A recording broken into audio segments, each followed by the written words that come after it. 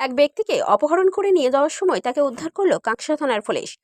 একটি ছোট গাড়ি করে এক ব্যক্তিকে কাঁকসা থানার সামনে থেকে অপহরণ করে কলকাতার দিকেই পালিয়ে যাওয়ার সময় ওই ব্যক্তির চিৎকার শুনে স্থানীয়রা কাঁকসা থানার পুলিশকে খবর দেয়। কাঁকসা থানার পুলিশ তৎক্ষণাৎ ওই গাড়িকে পেছনে ধাওয়া করে, পানাগড় বাইপাস থেকে গাড়িটিকে আটক করে এবং অপহরণ হওয়া ব্যক্তিকে উদ্ধার করে কাঁকসা থানার পুলিশ। স্থানীয়রা জানিয়েছেন, একটি ছোট গাড়ি করে দুইজন ব্যক্তি এক ব্যক্তিকে অপহরণ করে নিয়ে যাচ্ছিল। ওই ব্যক্তির চিৎকার শুনতে পেয়েই তারা পুলিশকে খবর দেয়। মাত্র কয়েক মিনিটের মধ্যেই পুলিশ অপহৃত ব্যক্তিকে উদ্ধার করে নিয়ে আসে।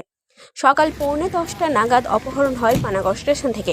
উদ্ধার হয় 10:15 উদ্ধার হওয়া ব্যক্তির কাছে 38 লক্ষ টাকা ছিল বলে জানিয়েছে উদ্ধার হওয়া ব্যক্তি।